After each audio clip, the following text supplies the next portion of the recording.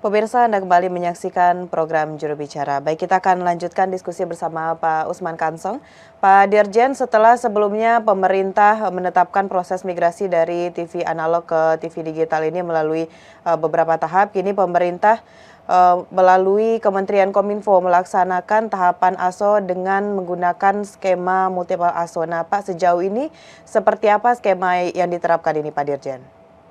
Iya, multiple ASO ini ya kita terapkan ya melihat kesiapan di wilayah siaran. Ya ada 3 syarat.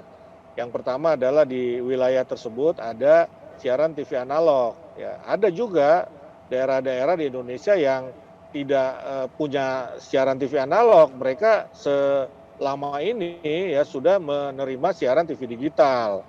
Nah, yang kedua sudah tersedia infrastruktur multiplexing. Nah, yang ketiga sudah terdistribusikan set-top box untuk rakyat miskin di wilayah tersebut. Nah, dengan melihat kesiapan itu maka Kominfo menerapkan multiple ASO. Ya, multiple ASO ini sebetulnya tetap berjalan.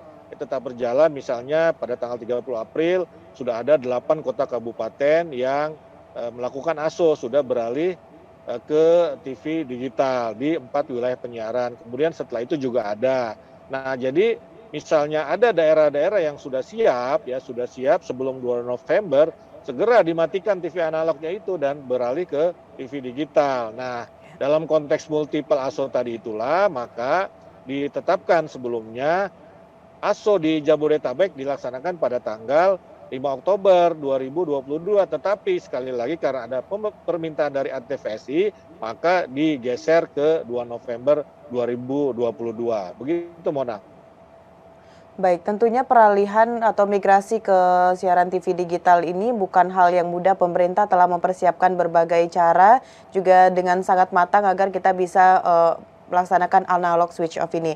Terakhir, Pak Dirjen, mungkin bisa disampaikan juga bagaimana kepada masyarakat atau bahkan kepada pihak terkait yang dapat menyukseskan ASO di banyaknya tantangan ini, kita tetap berusaha bersama-sama berkolaborasi untuk dapat menyukseskan dari analog switch off ini, Pak Dirjen.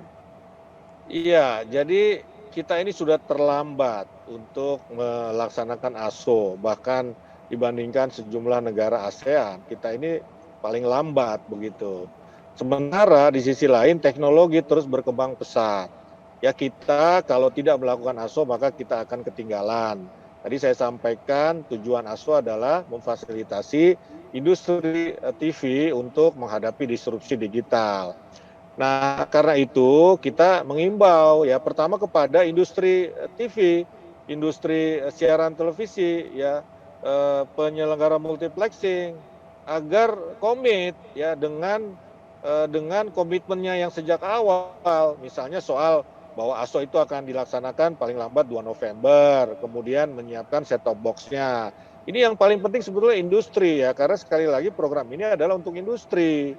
Ya, itu saya kira industri komit sajalah begitu dengan semangat awal ya baik dari sisi penerapan ASO 2 November terakhir, kemudian juga dari sisi penyediaan set-top box. Pemerintah sudah memfasilitasi, sudah ada payung hukum, sudah menyiapkan infrastruktur multiplexing, bahkan ikut membantu ya menalangi set-top box yang mestinya menjadi kewajiban penyelenggara multiplexing. Dan kepada masyarakat ya saya pikir ya memang masyarakat harus mendukung ya karena ini toh juga untuk masyarakat manfaatnya baik secara teknis seperti siaran yang lebih baik, lebih beragam maupun juga nanti bisa mengisi kanal-kanal yang ada di multiplexing atau di MUX ya untuk menjadi konten kreator ya, kemudian juga nanti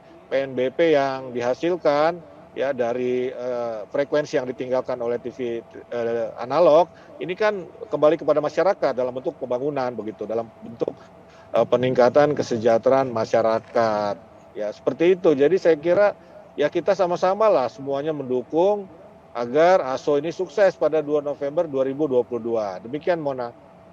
Baik, kembali lagi komitmen adalah kunci untuk dapat menyukseskan ASO pada 2 November 2022 nanti. Kita berharap semuanya dapat berjalan lancar, Pak Dirjen, dan masyarakat juga dapat menikmati manfaat dari migrasi ke siaran TV digital tersebut. Pak Dirjen, terima kasih sudah berdiskusi bersama juru bicara kali ini. Kita akan tunggu update mengenai migrasi ke siaran digital selanjutnya. Terima kasih Pak Dirjen, Assalamualaikum, selamat malam.